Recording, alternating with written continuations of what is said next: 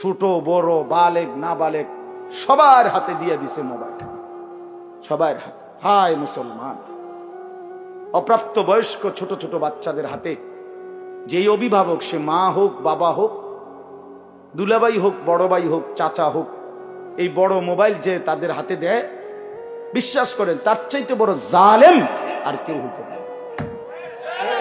ওই মা জালেম যে মা তার সন্তানকে বড় মোবাইল তুলে দিছে, ওই বাপ জালেম, ওই অভিভাবক জালেম। বেটা তুই নষ্ট করে দিলি বেটা তোর সন্তান, তোর একটি পবিত্র সন্তান তুই বেটা নষ্ট করে দিলি বেটা। বাচ্চাটা কাঁদবে, কাঁদলে কি মানুষ মরে যায়? কাঁদলে কি হইতে, নাহলে 2 দিন কাঁদবো। বাচ্চা ভাত খাইতে চায় তো ভাত না খাইলে কি সেতে রৌদ্রে শুকায় থাকুক, অসুবিধা কি? মোবাইল না দিলে বাচ্চা কাঁদে, মোবাইল না দিলে বাচ্চা ঘুমায় না, মোবাইল না দিলে বাচ্চা খানা খায়। এগুলো কোনো যুক্তি হইতে পারে? আস্তাগফিরুল্লাহ, আস্তাগফিরুল্লাহ। এটা কোনো কথা হইতে পারে? এত বড় জুলুমের কথা। এই ছোট বাচ্চার হাতে কে দিল মোবাইল আপনি বলেন?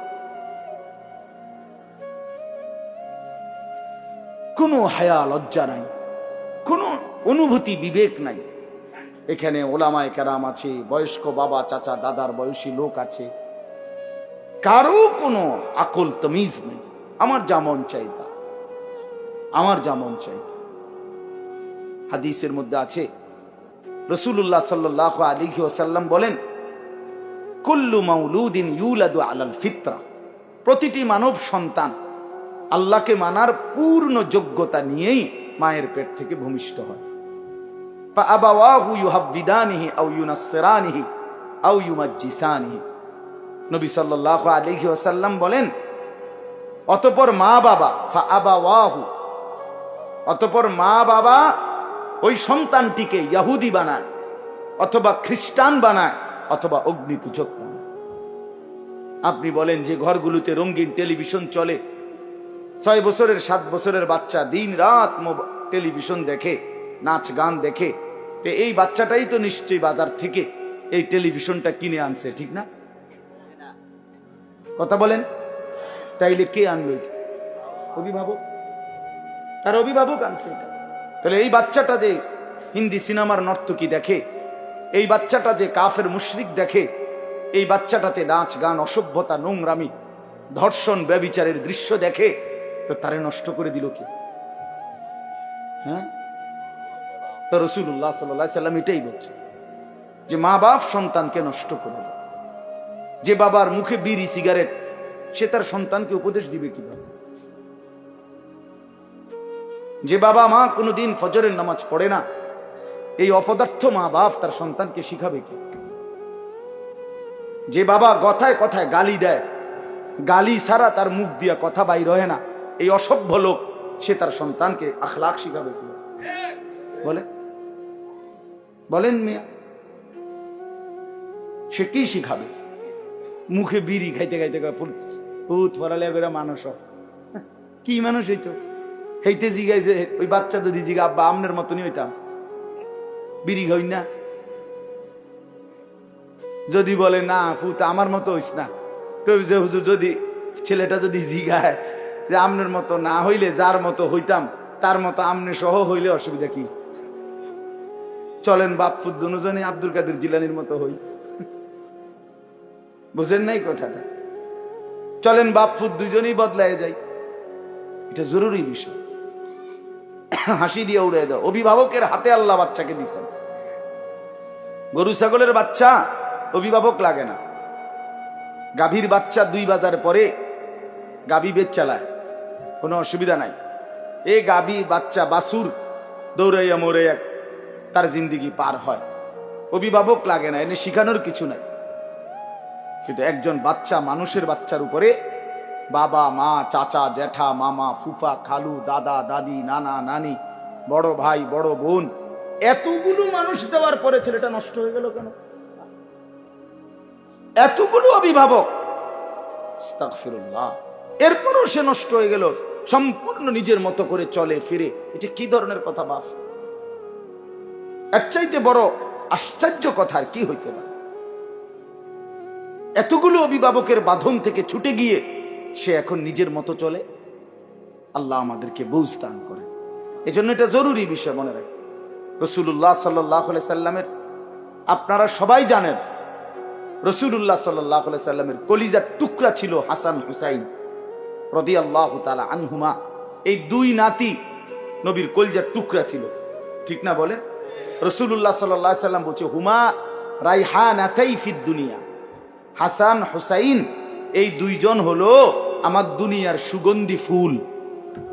মানুষ যেমন ফুলের ঘ্রাণ নেয়, আতরের ঘ্রাণ নেয়, আমি আমার হাসান হুসাইন থেকে ঘ্রাণ নেই, সুঘ্রাণ নেই। এরকম আদর করতেন। সেই আদরের নাতি আল্লাহ নবীর কাঁধে উঠতেন, ঘাড়ে উঠতেন, কোলে নিতেন। কিতাবের মধ্যে আছে রাসূলুল্লাহ সাল্লাল্লাহু আলাইহি সাল্লাম ওনাদেরকে কোলে বসাইয়া জুমার খুতবা দিতেন, এমনি বয়ান করতেন, মানে এতটা আদর করতেন, এতটা আদর করতেন। হযরতে হাসান মসজিদে ঢুকছেন, আল্লাহ নবী সাল্লাল্লাহু আলাইহি সাল্লাম দেখেই আগায়া গিয়া নাতিকে কোলে তুলে নিছেন।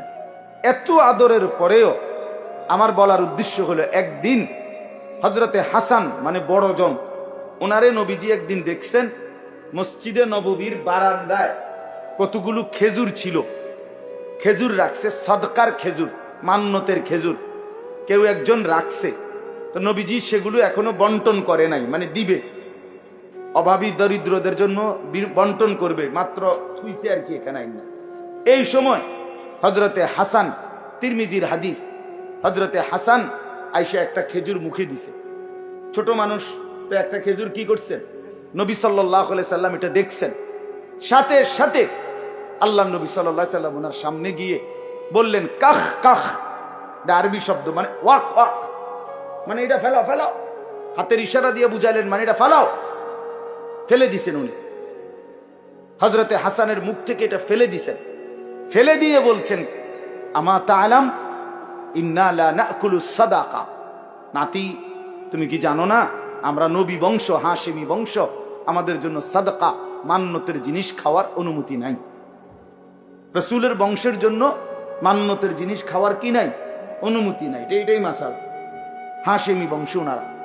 তো এজন্য আল্লাহ নবী সাল্লাল্লাহু আলাইহি সাল্লাম ওনার মুখ থেকে এটা ফেলে দিয়েছেন। আচ্ছা, আপনি এবার ভাবেন তো, নবী সাল্লাল্লাহু আলাইহি সাল্লামের ঘরে কি তখন খেজুর ছিল না? কথা বলেন না কেন? তো বাচ্চা মানুষ একটা খেজুর খাইছে, উনি যদি নিজের ঘরের থেকে আরো 10টা খেজুর আইনা দেয়, অসুবিধা কি? বলে কোনো সমস্যা নাই। কিন্তু সন্তান, এই নাতি, খেজুর তো আইনা দেওয়া যাবে, কিন্তু সে আখলাক শিখবে কিভাবে? সে দিন শিখবে কিভাবে? আহলাক তো দেখানো যাবে, আদর তো দেখানো যাবে, কিন্তু সে শিখবে কিভাবে তাইলে? হ্যাঁ, তার শিক্ষাটা হবে কিভাবে তাইলে? যে না, বাচ্চা মানুষ একটা খেজুর জন খাইয়েই ফেলছে, তো আমি আরো 10টা খেজুর আইনা দিয়ে যাই, এটা না দিলে নামনে, কিন্তু সে শিখবে কিভাবে? তার মনে পড়বে কিভাবে? সে দিন শিখবে কিভাবে? আখলাক শিখবে কিভাবে? এই জন্য এটা জরুরি বিষয়। কথাটা প্রসঙ্গ দেখে আমি লম্বা করলাম। এটা জরুরি বিষয় বাপ, সন্তানের আখলাক এটা মানুষের সবচেয়ে বড় সম্পদ। রাসূলুল্লাহ সাল্লাল্লাহু আলাইহি ওয়াসাল্লাম বলেন, মা নাহালা ওয়ালিদুন ওয়ালাদাহু মিন নুহলিন মিন আদাবিন হাসান। কোন পিতা মাতা তার সন্তানের জন্য সবচেয়ে বড় কি রেখে গেল, নবীজি বলেন সবচেয়ে উত্তম কি রেখে গেল মা বাপ। আমার বাবা মা তো মরে গেল, কিন্তু সন্তানের জন্য রেখে গেল কি? সবচেয়ে বড় যা রেখে গেল, আল্লাহ নবী সাল্লাল্লাহু আলাইহি সাল্লাম বলেন আদাবুন হাসান, উত্তম আদব, উত্তম আখলাক, উত্তম জিন্দেগি যে তার সন্তানের গড়ে দিয়ে গেল। আল্লাহর কসম, নবী বলছে সেই মা বাপ তার সন্তানের জন্য সর্বোত্তম জিনিস দিয়ে গেল। সোফা দিয়ে গেছে, এটি থাকতো না। আমনে মইরা 20 বছরের মাথায় কবর থেকে আইসা দেখেন আমনের নিজের ঘরে আমনের ফার্নিচার একটাও নাই। হ্যাঁ হ্যাঁ, যদি জিজ্ঞাসা করেন নাতি পুত আমি যে বানাই দিছিলাম হেইটি কই, হে বলবে আব্বা এটি চলে না, আমনের সোফা এটি ফিসা দিয়ে ফিটটা হালাই দিছি, এটি চলে না, এটি বার্নি শিটটা গেছে, কোনা ভাঙ্গিয়া গেছে, নতুন পিছনের গুলো চলে না। দুনিয়া যতই সাজাই দিয়া যান, আপনার পরে এই দুনিয়া এগুলো থাকবে না, এগুলো থাকবে না। আমার দাদা মৃত্যুর ঠিক 12 বছর পরে আমি আমার বড় জ্যাঠাকে বলছিলাম, আমার দাদাও বড় সম্পদওয়ালা ছিলেন, 10 গ্রামে নামি দামি মানুষ ছিলেন আমার দাদা। হালের বলদ ছিল দাদার অনেক, বড় গৃহস্থওয়ালা ছিলেন, জমি জামা চাষাবাদ করতেন, অনেক বড় বাড়ি। ঠিক গুনা 12 বছর পরে আমার বড় জ্যাঠাকে বলছিলাম, জ্যাঠা আমার দাদার রেখে যাওয়া এত বড় বাড়ির স্মৃতিস্বরূপ আপনার কাছে আছে এমন একটা কিছু আমারে দেখান। একটা লবণের বাটি, কাচের প্লেট, একটা গ্লাস, জগ, মগ, কিছু একটা। বিশ্বাস করেন আমার জ্যাঠা চোখের পানি ছেড়া দিছে, দেখে বলছে, ভাতিজা তোরে দেখাইবার মতো আমার বাপের কোনো কিছুই আমার কাছে কিচ্ছু নেই, একটা নুনের বাটিও নেই। এজন্য কোনো মা বাপ তার সন্তানকে ওই ঘর করে দিয়ে গেছে, বাড়ি করে দিয়ে গেছে, খাট বানাইয়া সোফা বানাইয়া করে দিয়ে থাকতো না রে বাপ। ফ্রিজ কিনে দিই, ফ্রিজ এত বছর থাকে না, কারণ একটা ফ্রিজ 200 বছর থাকে না, নষ্ট হয়ে যায়। নতুন মডেল আসে, নতুন আরো কোয়ালিটির মধ্যে বাড়ায়, যেটা মধ্যে এখন এই সুযোগ সুবিধা বার করছে। তো এখন মহিলা এই যে শুরু করবো ফ্যান যে এটার মধ্যে বরফ হয় না, এটা আগেরটি বদলাই, এটা কেনেন যে এটা এখন এটার মধ্যে বরফ হয় না, মানে বরফ জমে না আর কি, এমনি ঠান্ডা থাকে, একই নন ফ্রস্ট না কি যেন এই। তাইলে প্রতিনিয়ত মডেল বদলায়, দুনিয়া বদলে যায়, দুনিয়া বদলে যায়, কিন্তু সেজদা বদলায় না। আজকের এই এক সেজদা, আল্লাহর কসম, রব্বুল আলামিন হাসরের ময়দানে জান্নাতে আল্লাহ তাআলা নিজ হাতে বলবে, বান্দা এটা তোমার এই সেজদার পুরস্কার। আল মাল ওয়াল বানুন জিনাতুল হায়াতিদ দুনিয়া। আল্লাহ তাআলা বলেন, সম্পদ, সন্তান এগুলো শুধুই কেবল দুনিয়ার সৌন্দর্য। ওয়াল বাকিয়াতুস সালিহাত, বাকি থাকবে একমাত্র আস-সালিহাত, সমস্ত নেক আমল, সমস্ত নেক আমল, সমস্ত নেক আমল। দুনিয়ার সবটাই শেষ হবে বান্দা, কিন্তু সেজদা, জিকির, তেলাওয়াত, তাসবিহ, কান্নাকাটি, তাহাজ্জুদ, আওয়াবিন, ইশরাক, দান, সাদাকা, গুনাহ থেকে বাঁচা, এটাই টিকে থাকবে একেবারে অনন্তকাল, আখিরাত জান্নাত পর্যন্ত। এই জন্য অনুরোধ করলাম, সন্তানরে নষ্ট করেন না, সন্তানরে বরবাদ করেন না, সন্তানকে দিন শিখাবেন। একজনও একটা বাচ্চাকেও, ছেলে কেউ না, বাপ মেয়ে কেউ না, কাউকে বঞ্চিত করেন না।